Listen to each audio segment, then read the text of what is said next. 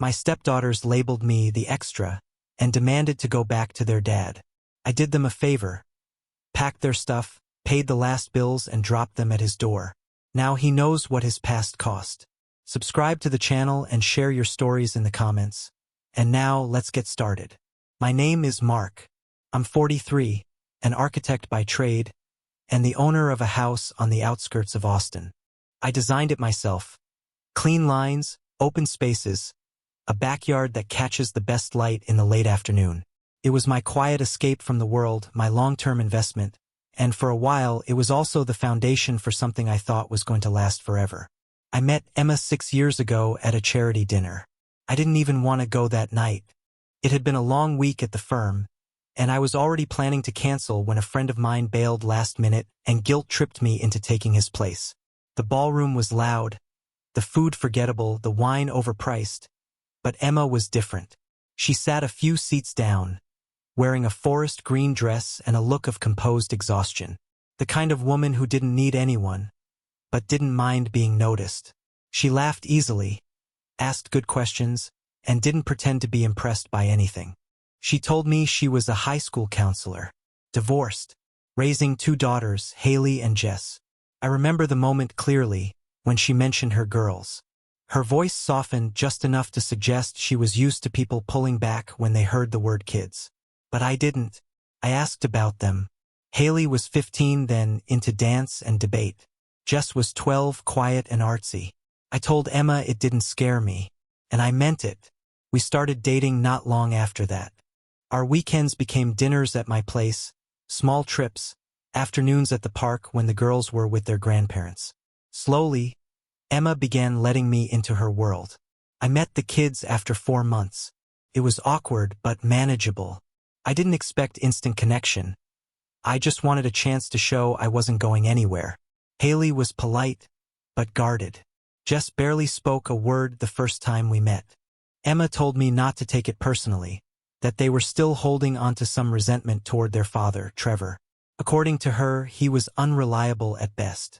He'd disappear for months, then pop up with gifts and Instagram photos like he'd never left, always full of promises, never around when it mattered. Birthdays were hit or miss. School plays? Forget it. But he was still Dad. That title came attached to him no matter how often he vanished. When Emma and I got married, it felt like the start of a life I'd been waiting for. I wasn't naive. I didn't think I could replace Trevor. I didn't want to. What I wanted was to be someone the girls could count on. A steady hand. Presence. A man who showed up and stayed. So I did. I didn't just marry Emma. I took on her family like it was my own. I covered everything. Tuition, sports gear, medical bills, dance competitions, therapy sessions, phones, laptops, braces. I fixed their car when it wouldn't start and paid off the last of Emma's credit card debt without making a scene about it. Every month, I was spending $4,000 to $5,000, sometimes more. But I told myself this was what love looked like. Showing up with your wallet, your time, and your attention. I went to every parent-teacher night, drove the girls to school when the bus was late, sat in the front row at every recital, every awards ceremony. I brought home cupcakes for birthdays and listened to high school drama like it was breaking news. I never asked for recognition, just the occasional nod that said, "We see you." I wanted to be chosen, not because I demanded it, but because I'd earned it. And yet, even after years of this, the wall never really came down. Haley still called Trevor Dad, like the title had weight. Jess once told a friend I was just Mom's husband. There was no malice in it, just fact. And maybe that's what stung more.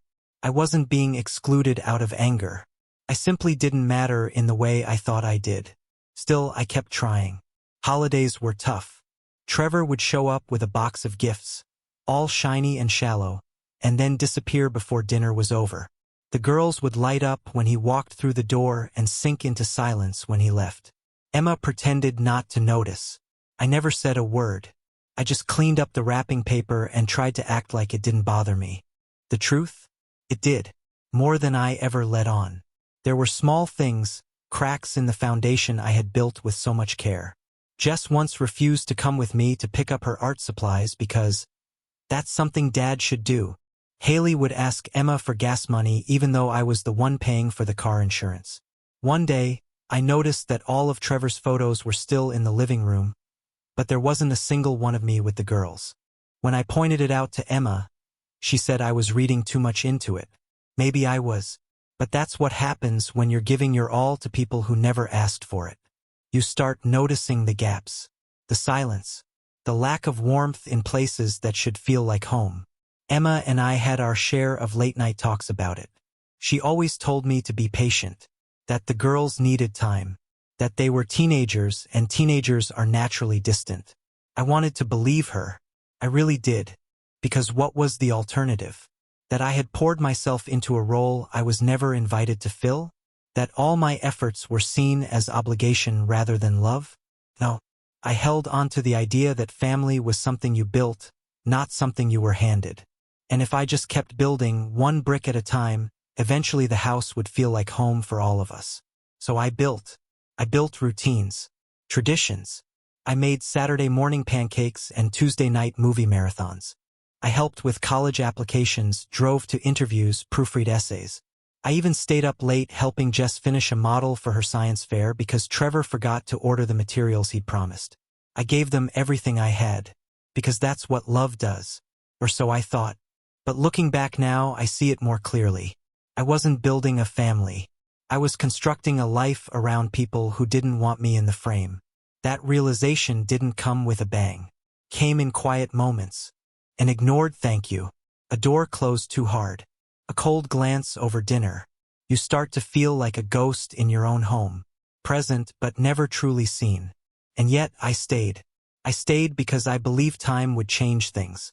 That effort would pay off. That love, real love, was louder than silence. I stayed. Until the night Jess blew out her birthday candles and told me, with no anger, no hesitation, "Don't call me that. You're no one to us." But that part of the story comes later. For now, this is just the beginning. The years I spent giving everything, believing that love could be built like a house. Brick by brick. Bill by bill. And I truly thought the foundation was strong. Jess's birthday was on a Saturday. She turned 18.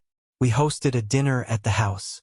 Nothing extravagant, just family, a few of her friends, some candles, and the lasagna Emma always made for special occasions. I spent the whole morning preparing. Cleaned the patio, trimmed the hedges, picked up the cake she wanted from her favorite bakery across town. I even printed old photos for a small memory board. One of those sentimental gestures meant to remind her of how far she'd come and how loved she was. Most of the pictures were of her and Emma. A few with Haley. One or two with Trevor from those rare appearances. And then a few I had taken, her holding up her driver's license, the morning we toured the university campus, the art exhibit where she'd won second place and pretended it didn't matter. Moments I remembered vividly, though I wasn't sure she even registered them the same way. Emma complimented the board when she saw it. "That was thoughtful," she said, lightly touching my arm. Haley rolled her eyes. Jess didn't say anything. I told myself not to take it personally. Again. The evening itself went smoothly enough. Laughter, candles, cake. Jess opened her gifts, most of them money or gift cards. Trevor didn't show. He'd sent a voice message saying he had car trouble and would drop off her present the following week. She said nothing, just nodded, and smiled when Emma hugged her. I poured the sparkling cider and raised my glass. "To Jess," I said. "To the artist, the dreamer, the fighter. You've grown into a woman I'm proud to know. Proud to support. Proud to call my daughter." It was the truth. I didn't say it for effect. I said it because I meant it.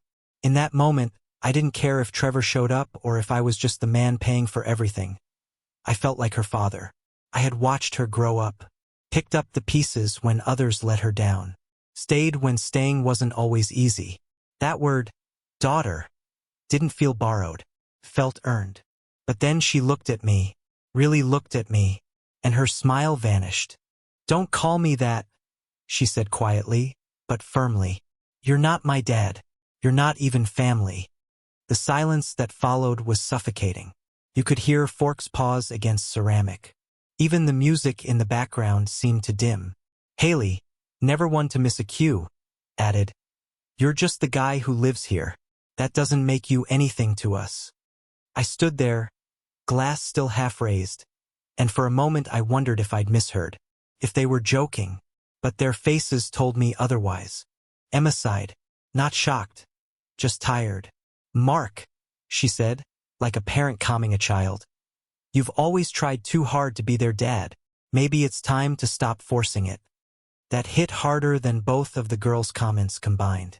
I didn't say another word that night. I helped clean the plates, wiped down the counters, and took the trash out like I always did. But something inside me had gone quiet. Like someone had turned off the main switch and the lights were still flickering, trying to stay on.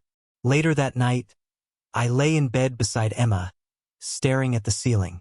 She fell asleep quickly, as usual. I didn't.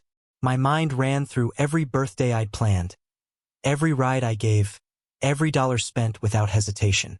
And I realized something chilling. If I died tomorrow, they'd move on like I'd never existed. Maybe they'd fight over the house, but not the memories. Not me. The next morning, while the house was still quiet, I got out of bed and walked to my home office. I opened my laptop and pulled up every financial record I had. Tuition payments, car repairs, dental plans, monthly subscriptions, therapy bills, Haley's sports club fees, Jess's college registration. Every app they used that I paid for. Every account that had my card attached to it. Every invoice that came to my email because Emma had once said, "It's just easier if you handle it." The numbers weren't just high, they were staggering. Over 6 years, I had spent more than $80,000, conservatively. And that didn't include the mortgage, groceries, gas, or anything else I considered normal life. Just the extras. Just the support they didn't even know I was providing. So I made a decision. Not out of anger. Not out of spite. Just out of clarity. I opened each account and removed my card. Tuition? Gone. Dance tournament registration? Cancelled. Insurance premiums? Removed. Spotify, Netflix, Wi-Fi, cloud storage? All of it deleted. I updated the contact info on every account to Trevor's phone number. Where possible, I rerouted the paper statements to his apartment address, an address I only had because I once bailed him out of a car lease Emma co-signed. Then I created 3 folders on my desktop. One named Haley, one named Jess, one named Emma. Inside each folder, I uploaded PDFs of every transaction I'd ever made for them. Labeled, dated, documented. I included overdue notices, payment reminders, upcoming expiration warnings. Everything they would need to take over what had been silently handled all these years. Took me 3 hours to get it all sorted. When I finished, I leaned back in my chair and exhaled. For the first time in years, I felt weightless, like I'd been dragging a cart up a hill and finally let go. Later that afternoon, Emma asked if I could transfer some money for Haley's upcoming tournament fee. I told her, flatly, "I'm not handling that anymore." She blinked. "What do you mean?" I said, "I've stepped back. It's all been transferred to the person they consider their father." "Mark," she said, rubbing her forehead. "They're just teenagers. They didn't mean what they said." "No," I replied. "They meant every word. You did too. We didn't fight. We didn't argue." She just walked out of the room, quietly, and I didn't follow. The next few days were oddly calm. No tension. No dramatic blowouts. Just a slow unraveling of what once held everything together. Then the consequences started. The Wi-Fi cut out on a Tuesday afternoon. Jess texted me from upstairs, "Internet's down." I replied, "Ask your dad." The following day, Haley's car insurance was declined at the DMV. Emma called me in a panic. "She needs it renewed now," I said. "Then call Trevor." Jess got an email from her college saying tuition had not been received, and her class registration was frozen. Haley showed up late one night, furious, waving a flyer that said she was disqualified from her dance tournament for non-payment. Everything I had silently supported began to fall apart, piece by piece. Then the phone rang. It was Trevor. His voice was full of rage and confusion. "What the hell, man? Why am I getting all these bills? My mailbox is overflowing. Because, I said calmly, they're your daughters, not mine. Isn't that what everyone agreed? You can't just dump this on me. Sure I can, I said. I didn't make them. I just paid for them. But I won't anymore. There was silence. And then, you're a bitter piece of. I hung up. 2 weeks passed. I didn't reach out to anyone. I didn't check in, didn't offer to fix anything. I went to work, came home, made my meals, and read in the quiet house I once imagined full of family. Then, one evening, the doorbell rang. I opened it to find Haley and Jess standing there. No makeup, no attitude, just silence. Haley spoke first. Her voice wasn't angry this time, it was small. I'm sorry. You were always the one who showed up. Jess looked down. We were wrong. We didn't know. I nodded. Not bitterly, just tired. Then I asked them one question. Who am I to you? They looked at each other. No hesitation this time. No eye rolls. Haley said, You're our dad. Jess added, The real one. And for the first time in weeks, I felt something shift. When they stood at my door that night, I expected anger, excuses, maybe even tears. Instead, I found silence, the kind that carries more weight than words ever could. Haley and Jess looked smaller than I remembered, like the last few weeks had stripped away everything loud and certain about them. It was strange, really. The house that had once echoed with their laughter, arguments, and slammed doors suddenly felt like neutral ground. No side, no claim, just space between us. I let them in. They walked past me hesitantly, as if crossing into unfamiliar territory. The living room still smelled faintly of the candles Emma liked, though she hadn't been home much lately. I hadn't changed anything. Not the furniture, not the family photos, not even the throw blanket Jess always stole from the couch. It was all exactly how it had been the day I stopped paying their bills. Familiar yet foreign. Haley sat first, curling into herself, while Jess hovered by the window. I made no effort to fill the silence. I wanted them to speak when they were ready, not because guilt forced it out of them. Eventually, Haley exhaled, her voice barely above a whisper. We messed up, she said. Jess nodded beside her, eyes down. We didn't understand what you actually did for us. There was sincerity there, but also confusion. The kind that comes when reality finally cracks open and you see what was holding everything together all along. I didn't rush to comfort them. I just sat across, hands clasped, waiting. Haley went on. Mom's been stressed. She's been fighting with Trevor about money. He says he's not responsible for everything. She says it's your fault for walking away. And now nothing works. No Wi-Fi, no car, no insurance.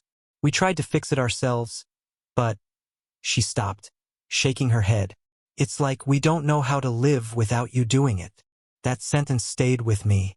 We don't know how to live without you doing it. 6 years of invisible labor, and only now did they notice the weight I'd been carrying.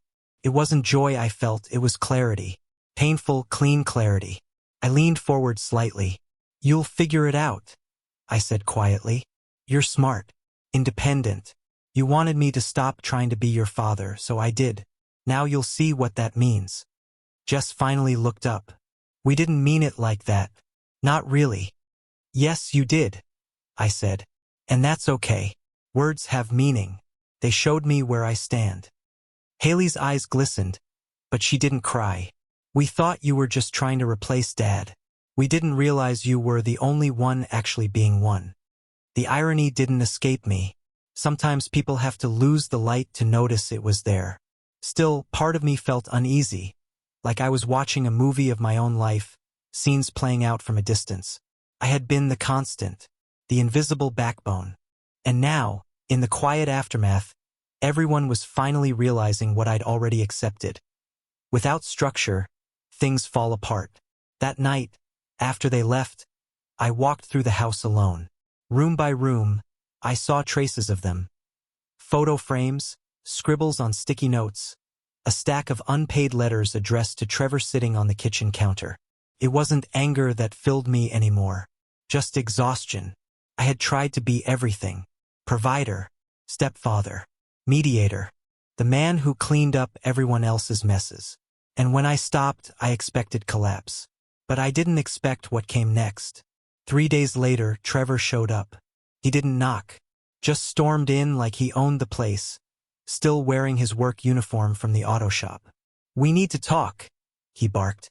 I looked up from my laptop, unmoved. "You're trespassing. Don't play games, Mark. Emma's falling apart. The girls are calling me every day. You think this is funny?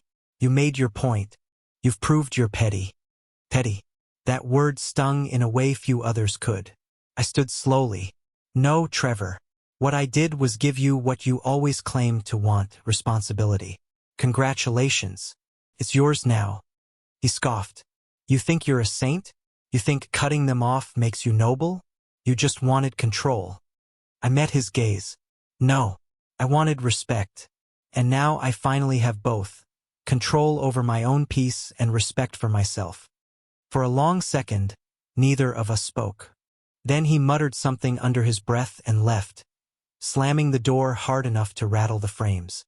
It was the first time I'd seen him take something seriously, and even then, it wasn't about the girls, it was about pride. Men like Trevor don't father children. They collect titles. A few days later, Emma came by. She didn't call ahead, didn't text. She looked different. Tired, worn down. "We need to talk," she said, standing in the doorway. I nodded, motioning her in. She paced the kitchen like she was searching for words that wouldn't sound like an apology. "You've made everything harder," she finally said. "I understand you were hurt, but you didn't have to go nuclear."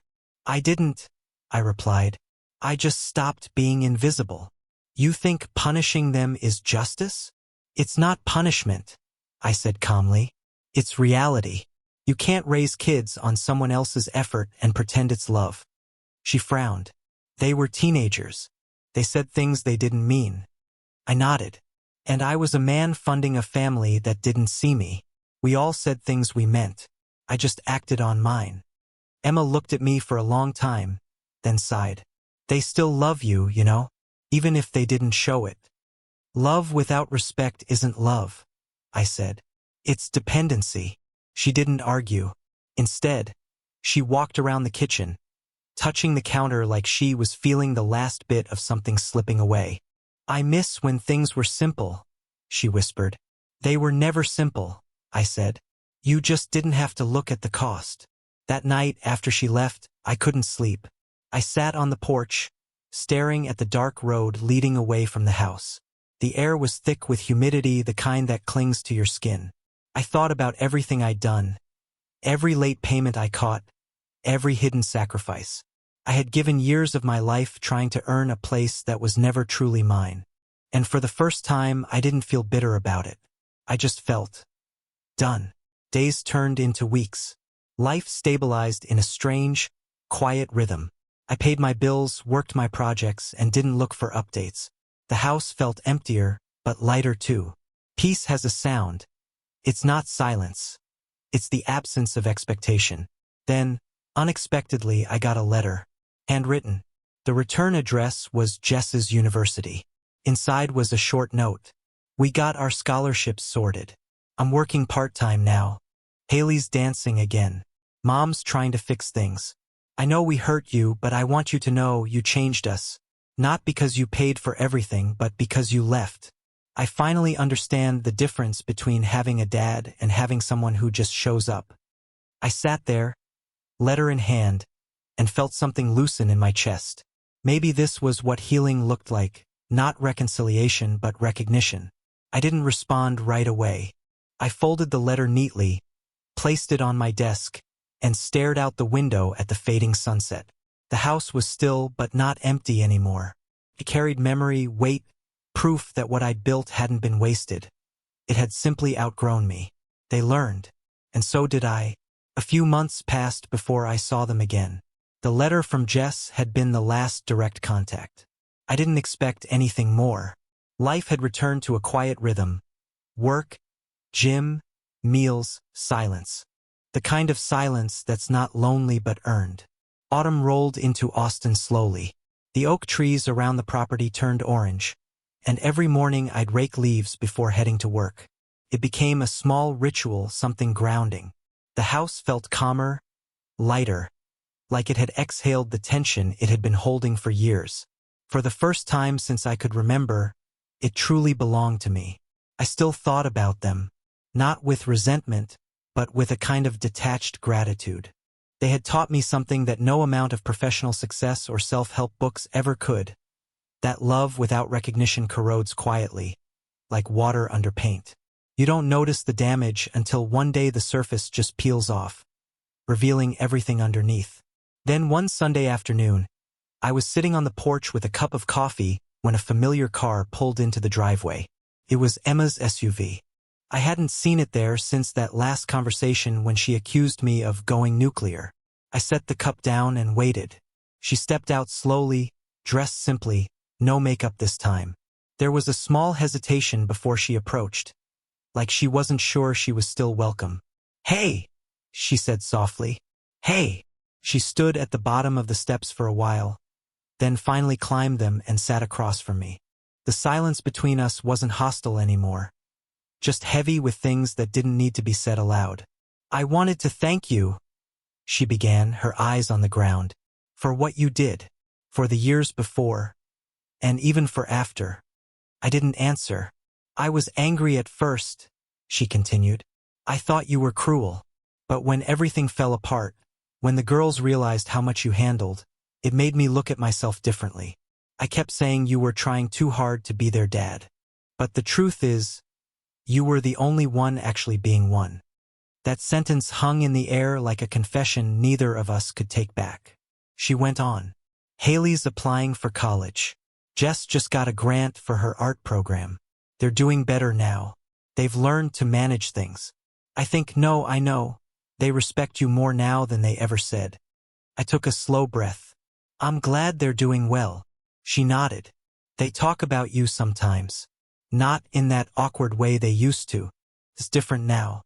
Jess even said she misses those Saturday breakfasts you made. The burnt pancakes especially." That made me smile, faintly but genuinely. Those were legendary. We both laughed quietly, the kind of laughter people share when the war between them has ended, even if the truce came too late. Then Emma's tone changed. "Do you ever think about trying again?" I looked at her for a long moment, not out of anger, but disbelief. "Trying what again? Us? Maybe not the same way, but something." I shook my head slowly. "No, Emma. That chapter's finished. I spent years trying to be part of a story that was never written for me. And when I stopped fighting for a line in it, I finally found my own." She looked down, nodded. "I figured you'd say that." "It's not bitterness," I said. "It's peace. For the first time, I know where I end and everyone else begins." We sat there for another half hour, watching the light fade over the trees. When she finally stood to leave, she hesitated by the car. "They'd like to see you sometime," she said. "Tell them they can call me whenever they want," I replied. "But only if it's because they want to, not because something broke." She smiled. "You always have to have the last word." "Not this time," I said.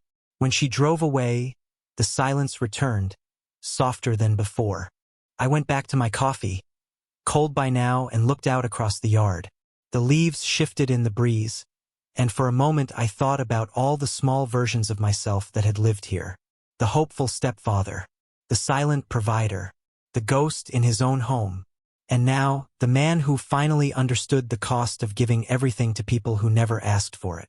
In the weeks that followed, I began restoring parts of the house I had ignored for years, repainted the hallway, fixed the door in Jess's old room, built new shelves in the garage. Every project felt like reclaiming another piece of myself. I wasn't doing it for them anymore. I was doing it for me.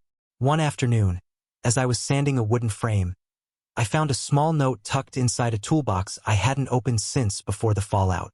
It was written in Jess's handwriting. "Thanks for building the treehouse with us. It's still my favorite place." It wasn't dated, but I remembered that summer vividly. We spent 2 weeks hammering, measuring, painting. She had insisted on painting the roof teal. I told her it would look ridiculous. She laughed and did it anyway. It still stood in the backyard, paint faded, but strong, like a relic of what had once been good. I walked out and stood beneath it, looking up at the crooked ladder. For a moment, I imagined the sound of their laughter, their footsteps running across the boards. It didn't hurt anymore. It just reminded me that not everything built out of love needs to last forever. Sometimes it just needs to have existed. Over the next year, things found a new rhythm. Jess would call occasionally to update me on her projects. Haley sent a Christmas card. Nothing extravagant, nothing dramatic, just quiet, genuine contact. Enough to show that something had shifted permanently. Trevor faded from the picture completely. From what I heard, he moved out of state, leaving behind debts and promises once again. Emma managed on her own. She stopped asking for help, stopped expecting handouts. I think she learned the same lesson I did, just from a different side. You can't build love on dependency. Collapses the moment the giver steps back. By spring, I had paid off the mortgage entirely. The house was mine in every sense. Sometimes I'd sit on the porch and think about how much energy I had spent trying to fill other people's emptiness. I had confused sacrifice with connection, effort with love. But love that needs proof every month in the form of payments isn't love. It's charity disguised as devotion. Now, I give differently. When Jess needs advice about her finances, I help her, but she pays her own bills. When Haley visits, she insists on bringing groceries. The balance has shifted. They no longer see me as an accessory to their mother's life. They see me as my own person, maybe even as a father, but one they had to earn, just like I had to earn peace. And as for Emma, she writes sometimes. Short updates. Friendly, respectful. We've both accepted that what we had was built on effort but not equality. She had love without boundaries. I had generosity without limits. Both are unsustainable. If there's one truth I've carried from all this, it's that love without respect turns into charity, and charity without gratitude becomes servitude. I lived in that space for too long, mistaking giving for belonging. Now I belong only to myself, and that's enough.